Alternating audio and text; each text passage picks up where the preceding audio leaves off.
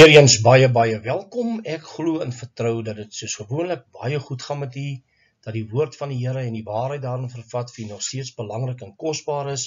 En vandag gaan ons gesels weer eens oor die eindtyd gebeure, die eskatologie.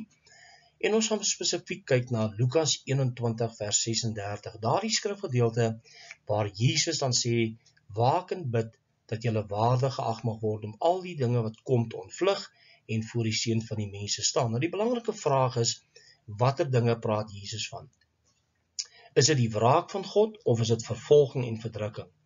En ons gaan vandag die woord in sy konteks vir u aanhaal en ons gaan kyk wat Jesus geleer het en ek gaan vir u 'n paar videoklips speel van mense wat natuurlik glo dat ons voor die 7 jaar weggeraap gaan word en dat ons moet waardig wees om dit nie te mis nie. En dit is al die 7 jaar se probleme gaan ontvlug, en dit is nie in konteks wat die woord van God leer nie. So kom ons gaan kyk daarna. Goed, die konteks van die skrif is baie belangrik. Wanneer ons die woord van die Here leer en lees, dan moet ons die regte eksegese toepas. Nou, hoekom sou iemand die skrif buite konteks gaan gebruik? Ons gaan vandag daarna kyk, want Lukas 21:36 is een van daai skrifgedeeltes wat so gebruik word om die leerstelling van 'n pre-trib rapture te kan promoveer. Terwyl die pre-trib rapture nie bestaan nie, dan gaan daar ook geen wegvoering wees voor die 7 jaar periode nie. En dit is wat hierdie mense nie verstaan nie. Hulle kan nie die onderskeid tref tussen die wraak van God en die groot verdrukking nie. Nou in Christus is ons waardig om sy oordeele te ontvlug, nie die verdrukking nie. Geen kind van God gaan vervolging ontvlug nie, maar ons is waardig in Christus om die wraak van God, sy oordeele wat in die 7de seël uitgegiet word, ons gaan dit mis. So kom ons gaan luister na Dani Botha, sy verduideliking oor Lukas 21 vers 36 en hoe hy die kronologiese volgorde beskryf, totaal buite konteks, maar kom ons gaan luister wat sê hy. Gaan ons na Lukas 21 vers 36 en hier seker een van die mooiste voorbeelde van die wegraping in die Bybel. Wat gebeur hierso? Kyk nou na Lukas 21. As jy Lukas 21 gaan kyk en ons kyk na die opskrifte van Lukas, wat ek nou nie op die skrif daar kan wys nie, maar as ek en jy na Lukas gaan kyk 21, dan sien ons die hoofopskrifte van Lukas 21. Die profetiese rede in vers 5 is die begin van die smarte. Met ander woorde die geboortepyne. Dit is voor die wegraping nog. Dit is nou die kronologie van hierdie skrif. Die begin van die smarte, die begin van die pyne. Daarna die profetiese rede, die groot verdrukking. En dan die profetiese rede, die koms van die seun van die mens. Kyk in die volgorde waarin dit is. Wegraping, verdrukking, wederkoms. Dit is in die volgorde wat dit in Lukas 21 staan. Nou as jy al daai goed gaan lees wat daar gebeur, kom ons lees net hierdie stukkie. Daar sal tekens wees in die son en die maan en die sterre en op die aarde, benoudheid van nasies in hulle raadloosheid, wanneer die see en die branders dreun, die mense se harte beswyk van vrees en verwagting van die dinge wat oor die wêreld kom. Want die kragte van die hemel sal geskit word, dan sal hulle die seun van die mens sien kom in 'n wolk met groot krag en heerlikheid. Nou daai is die wederkoms, want dis nou in die groot verdrukkingstyd. Dis 7 jaar na die wegraping. The blessed hope. Ons gaan op saam met hom 7 jaar in sy heerlikheid in die hemel. Dan kom ons saam met hom as sy heiliges. En nou al hierdie goede wat nou gebeur, nou heel aan die einde van hierdie skrif, wat staan daar geskryf, vers 36. Kyk, lees dit verskriklik mooi. Waak dan en bid altyd deur, sodat julle waardig geag mag word om al hierdie dinge wat kom. Watter dinge, Jesus? Verdrukking, die benoudheid, die sterre wat uit die hemel val, die pla, die toorn van God, die haal, die bloed, die gifgas, hoogmoed. Man, noem dit al daai goed, die demone wat oopgemaak word onder uit die gat uit. Met hulle leier, Abaddon en Napoleon, en die engele wat sê, wee, want die duiwel het met groot woede nou afgekom, en hy kom op die aarde woon, tussen die mense. Nou ja, in die eerste plek wil ek net sê, die pre-tribulation rapture, die is nie die blessed hope nie. Die wederkoms van Christus, Jesus se verskyning, wanneer hy gaan kom in groot krag en heerlikheid, as verlosser en koning. Hy is die blessed hope. So, die blessed hope word so maklik aangehaal, want die mense glo, hulle gaan hierdie probleme ontvlug op aarde, 7 jaar lank gaan nie daar wees nie, en dis vir hulle die blessed hope. Maar kom ons gaan kyk wat sê Dani Botha, wat is sy kronologie van Lukas 21:36, en wat is die konteks daarvan? Nou, in die eerste plek gaan kyk ons na Matteus 24, Markus 13 en Lukas 21, wat die profetiese rede is van Jesus se gesprek met sy disippels op die Olyfberg. En hier verduidelik hy vir hulle die laaste 7 jaar periode. Hy verduidelik vir die laaste week van Daniël. En dis baie belangrik dat ons die konteks daarvan gaan verstaan. So kom ons gaan kyk na die konteks. Die kronologiese volgorde wat gaan plaasvind, is presies wat Jesus verduidelik het en Johannes in Openbaring 6 vers 1 tot 17. Die eerste 3,5 jaar is die begin van smarte. En dit lees in Matteus 24, Markus 13 en ook in Lukas 21. Dis die begin van smarte. Dis die eerste 3,5, dis die 4 perde wat gaan hardloop. Dan volg die groot verdrukking. Dit vind plaas in die middel van die 7 jaar. En wanneer het Jesus gesê begin die groot verdrukking? Het hy ooit gesê dis 7 jaar lank? Jesus het gesê in Matteus 24 vers 15 tot 21, jy kan dit gaan lees. Hy sê, as julle die tempel sien ontheilig word, die abomination of desolation. Hy sê, dan sal daar 'n groot verdrukking wees. Hy het nie gesê, na die begin van smarte, soos Dani Botha dit aandui, dat daar dan 'n 7 jaar groot verdrukking kom nie. Die groot verdrukking is die laaste 3,5 jaar.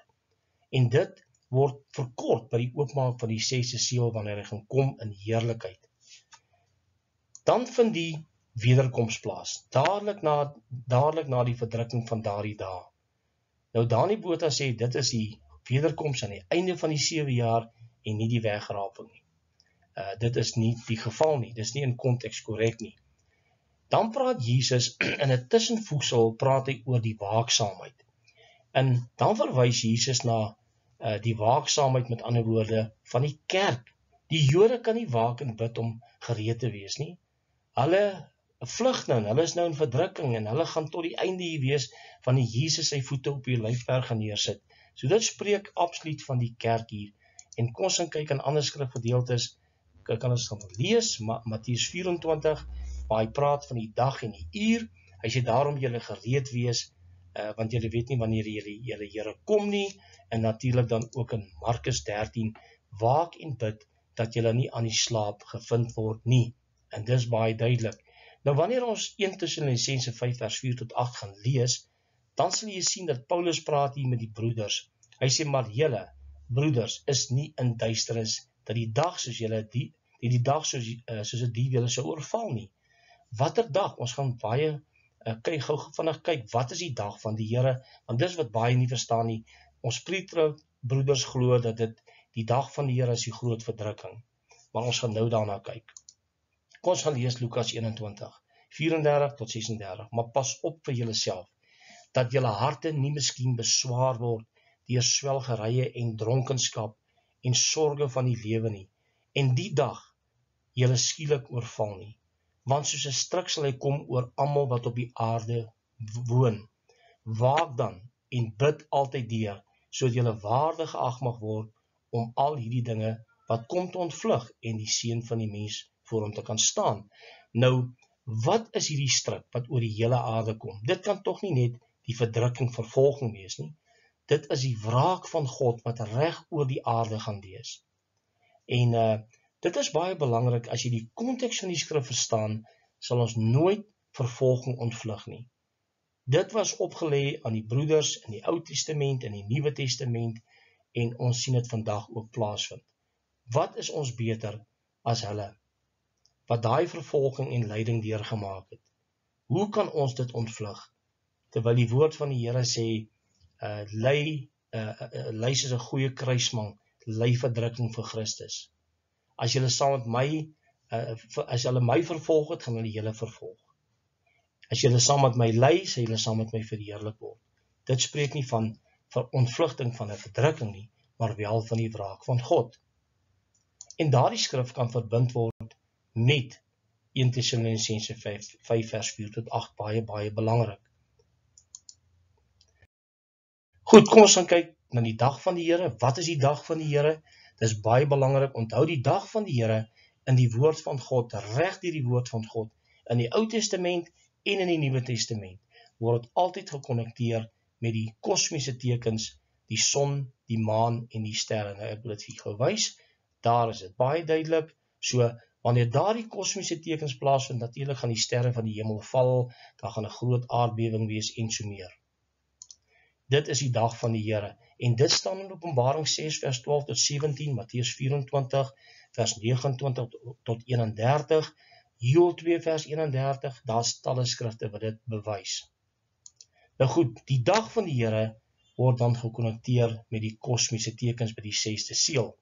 Nou watter dag moet ons nie oorval nie? Juis hierdie dag, die dag van die Here. En dis baie belangrik. Nou die dag van die Here, wat sy wraak en oordeele is, sal begin by die 6de seël. Net na die oopmaak van die 6de seël, wanneer Jesus kom om die wêreld in geregtigheid te oordeel, dan sal hy sy kerk na veiligheid vat, omdat ons waardig dan was, deur sy bloed, deur sy genade, om die wraak van God te kan ontvlug. Nou, Lukas 21 vers 25 tot 28 is 'n baie belangrike skrifgedeelte. En daar sal tekens wees aan die son en maan en sterre. Dit is wat ek verwys het na die kosmiese tekens, en op die aarde benoudheid van nasies in hulle radeloosheid, wanneer see en branders dreun, en mense se harte beswyk van vrees en die verwagting van die dinge wat oor die wêreld kom, want die kragte van die hemele sal geskit word. Jesus praat nie nou van vervolging nie. Nou praat Jesus van die wraakoordele wat oor die wêreld gaan kom. En die verdrukking is nou verby, die 6de seël het oopgemaak. Hy sê, en dan sal hulle die seun van die mens sien kom in 'n wolk met groot krag en heerlikheid. Nou wanneer kom Jesus op die wolke van die hemel? Voor die 7 jaar, is daar so 'n skrifgedeelte wat dit aandui? Nêrens nie. Dit sê dadelik na die verdrukking sal dit plaasvind. Nou as Jesus terugkeer op 'n wit perd, is dit dieselfde as 'n wolk? Glad nie. En as hy dan kom hy nie in krag en heerlikheid nie. Dan keer hy saam met sy kerk, sy verheerlikte kerk terug, en sit hy sy voete op die lyfberg neer. Groot verskil, né? En as hierdie dinge begin gebeur, kyk dan na bo en hef julle hoofde op, omdat julle verlossing naby is. Nou hoe kan gelowiges opkyk as hierdie goed nog nie plaasvind het nie? Met ander woorde voor die 7 jaar. Want daardie kosmiese tekens gaan nie plaasvind voor die 7 jaar nie. Dit gaan plaasvind na die 6de seël. En dan moet ons opkyk, nou is jou verlossing naby. Nou kom Jesus jou haal. Maar ons is nie gevrywaar van vervolging nie. Baie duidelik. Nou hierdie skrifgedeelte verwys na Openbaring 6:12 tot 17. Daardie kosmiese tekens wat daar gaan plaasvind. Ons gaan luister na 'n videoklip van Raymond Lombard waar hy glo die 7 jaar van groot verdrukking gaan ontvlug word. Kom ons gaan luister. Een van die redes is tog sekerlik dat ek my geestelik kan voorberei en gereed wees. Weet, laat my dink aan 'n teks soos byvoorbeeld om jou vraag te antwoord, Lukas 21 vers 36 wat sê, is eintlik 'n baie mooi vers. Die vers wat sê, waak en bid, sodat jy die dinge wat kom kan ontvlug en voor die seun van die mens te staan. So as jy waak en bid en jy's gereed, dan kom jy voor die seun van die mens staan en jy kom staan nie voor die anti-kris en jy sê daar groot verdrukking nie. Alhoewel Dr. Raymond Lombard 'n baie gerespekteerde evangelis is en ek respekteer hom daarvoor, het hy dit totaal mis as dit kom by die eskatologie en die wegraping van die kerk. En vir hom is hierdie skrifgedeelte baie duidelik dat ons nie deur die 7 jaar groot verdrukking sal gaan nie. Want hy sien ook die openbaring van die anti-kris aan die begin van die 7 jaar en dan sê hy die volgende natuurlik, dat die skrif vir hom 'n tweeledige doel het om voor die seun van die mense te kan staan en nie voor die anti-kris nie.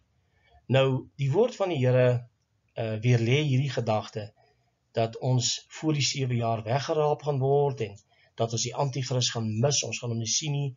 Die Bybel is duidelik dat dit wel die geval gaan wees, dat ons wel deur groot verdrukking sal gaan, en ons sal deur die anti-kris vervolg word. Dit is aan die kom, elke kind van God moet hom gereed maak daarvoor.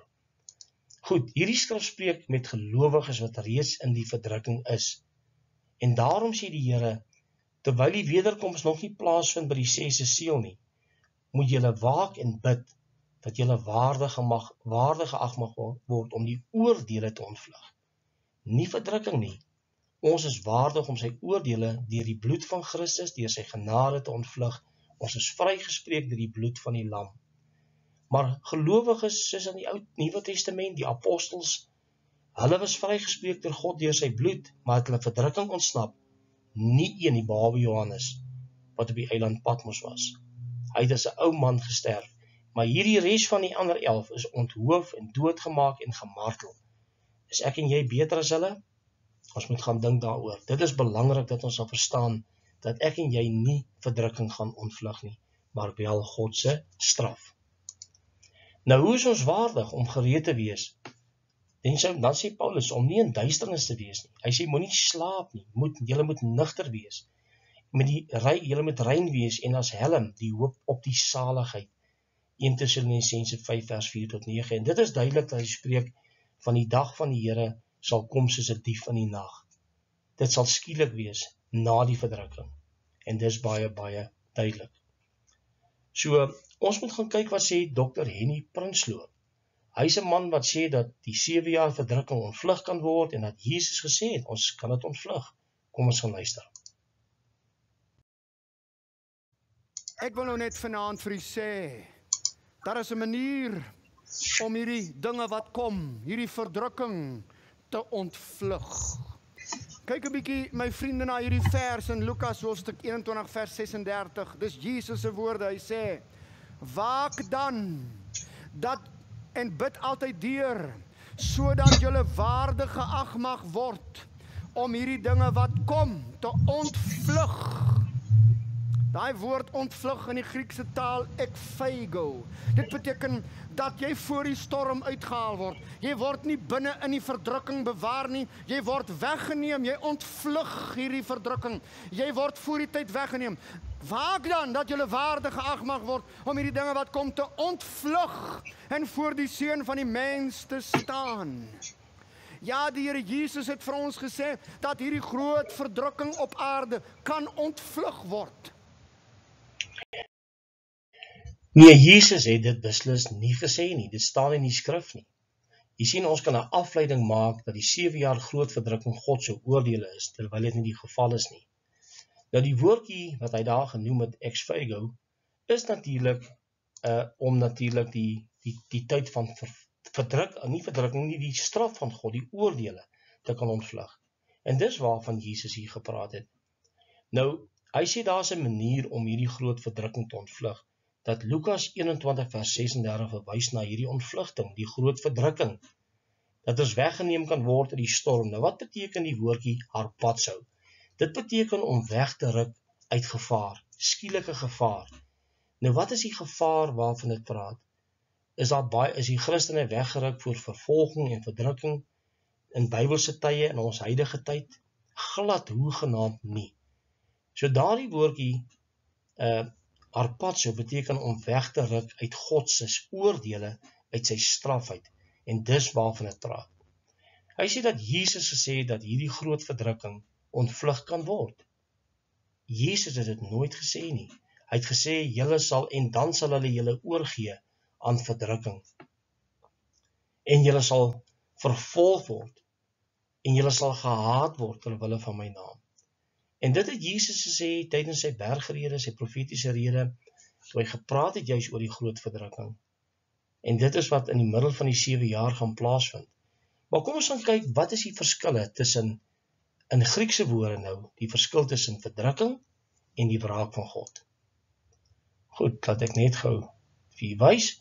Die groot verdrukking in blou praat van 2 woorde, duigmos en telipsis. Wat beteken dit? Dis tribulation, afflictions, anguish, distress, persecution en trouble. Dis wat dit beteken. Dis 'n Griekse woord vir verdrukking, vervolging. Dan kry ons die wraak van God, thumos en orgai. Dis Griekse woorde hierdie. Fierce indignation, outburst of anger, passion, rage and wrath. Anger or wrath. Dit is die wraak van God. Daar's 'n groot verskil tussen die wraak van God en die groot verdrukking. Die groot verdrukking vind plaas na die middel van die 7 jaar na die abomination of desolation en aan die einde na die 6de seël, dan sal die wraak begin. 'n groot verskil en ons pre-trib vriende wil dit nie verstaan nie. Dis baie duidelik.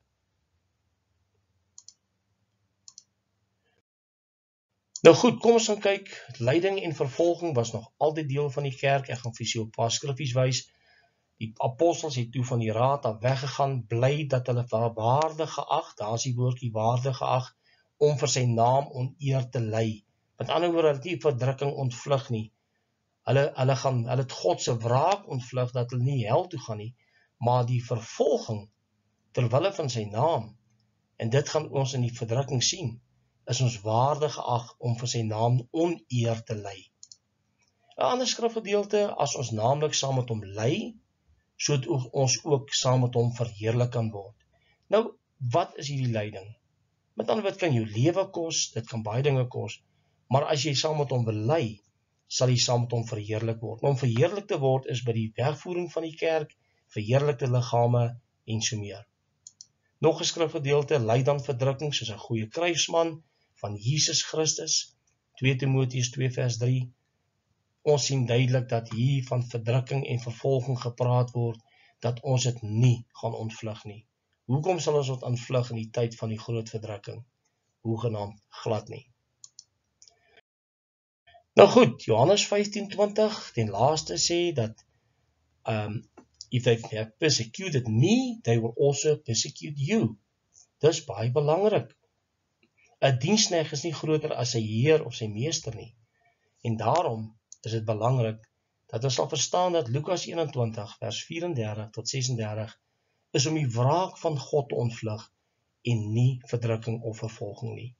Mag die Here ons oë open, mag hy vir ons genade gee om dit te verstaan, dat ons gereed sal wees vir tye van moeilikheid wat gaan kom. As ons nog lewe, as die Here nie vertoef om te kom nie, dan gaan ons deur hierdie dinge gaan.